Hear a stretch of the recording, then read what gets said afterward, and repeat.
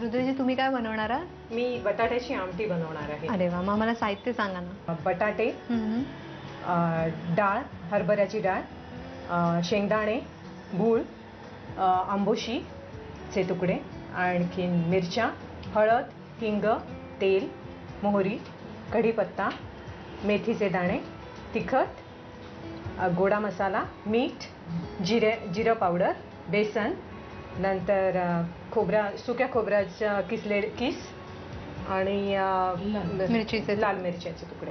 काय करायचं पहिले? प्रथम आपण डाळीचं पीठ डाळीचं पीठ घेऊन त्याच्यात पाणी घालून थोडं पेस्ट बनवायची. ठीक आहे.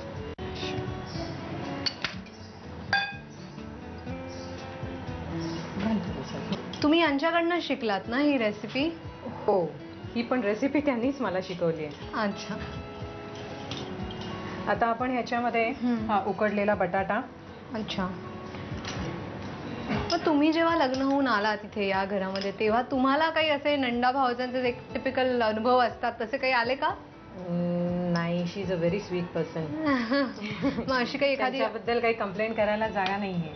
अच्छा, हे दाणे वगैरे सगळे आपण उकडून घेतले? आणि दाणे आपण उकडून घेतलेत बटाट्याबरोबर. मिरच्या पण आय थिंक उकडून घेतलेल्या. मिरच्या पण उकडून घेतलेल्या आहेत. अच्छा. मग यांची तुमची अशी काही आठवण आहे का यांच्या बाबतीतली जी कायम तुमच्या स्मरणात राहील असा एखादा अनुभव? एक आहे. जेव्हा माझी आई गेली होती तेव्हा मला त्यांचाच खांदा पहिले म्हणजे धरावासा वाटला की त्यांच्या खांद्यावर मी डोकं टेकू शकेन. आणि तसंच झालं होतं. तुम्हाला आठवण असेल बीनाताई?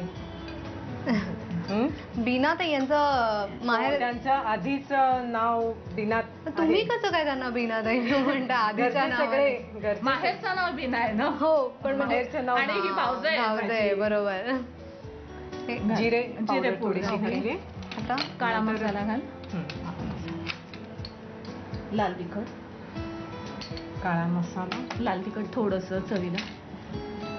तुम्ही असा वेगळा कोणता पदार्थ बनवलाय की नाही? तुम्हाला सुचून असा वेगळा असं काही बनवलंय तुम्ही कधी? बरेच बनवत होते. बेसिकली काय आहे, मला कुकिंगची आवड असल्यामुळे सतत प्रयोग करायची सवय होती. आणि जनरली हॉटेलमध्ये गेल्यानंतर कुठलाही गोष्ट खाल्ली की बऱ्यापैकी मी तशीच्या तशी बनवू शकते. अरे वा. ह्याच्यामध्ये हे जे आपण घेतो खोबरं, हे किसलेलं खोबरं आहे, ते थोडंसं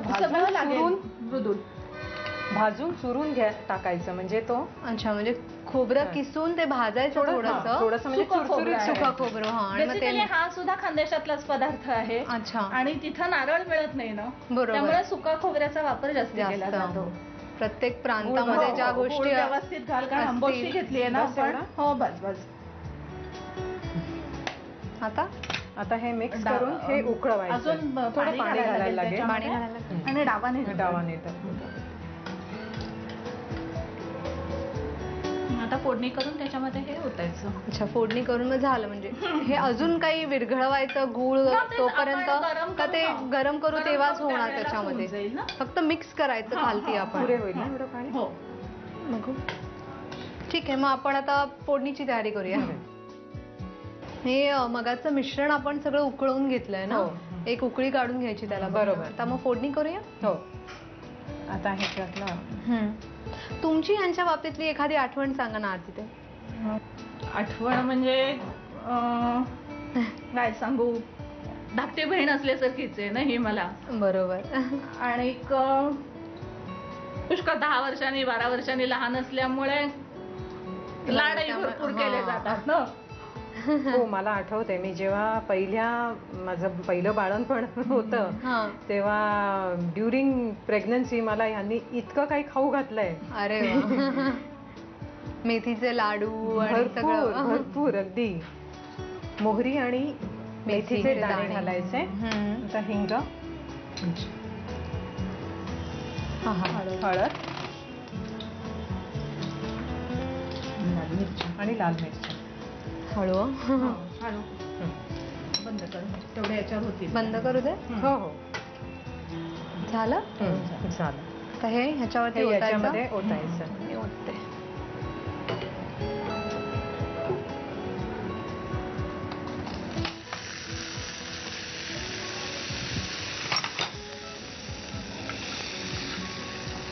ढवळून लगेच झाकण ठेवायचं. म्हणजे म्हणजे मग ढवळायचं का हो नुसतं? हो नाही ढवळायचं, ढवळून घ्या आणि मग झाकण ठेवलं की त्याला मेथीचा वास छान लागतो आमटीला. अच्छा, बस एवढं? हो हो हो. आणि आणि मग आता 5 ते- मिनिटं आपण झाकण ठेवलं ना हा, की त्या फोडणीचा स्वाद आमटीमध्ये छान छान येतो. मुरतो त्याचा हा. स्वाद. बरं, मग ही आता रेडी आहे आपली आमटी. आमटी तर ready तुम्ही याची साहित्य आणि कृती लिहून घ्या.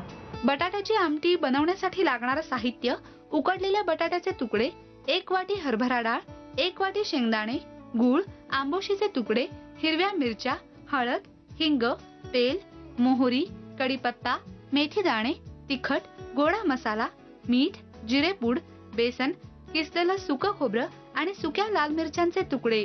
कृती: एका बाउलमध्ये बेसन पिठात पाणी घालून त्याची पेस्ट करून घ्यावी.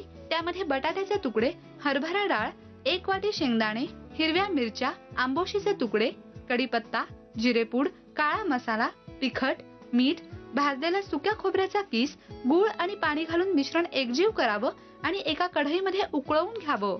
तेलामध्ये मोहरी, मेथी दाणा, हिंग, हळद आणि सुक्या लाल मिरच्यांची फोडणी करून ती बटाट्याच्या उकळणाऱ्या मिश्रणात घालून बटाट्याची आमटी उकळवून सर्व्ह करावी.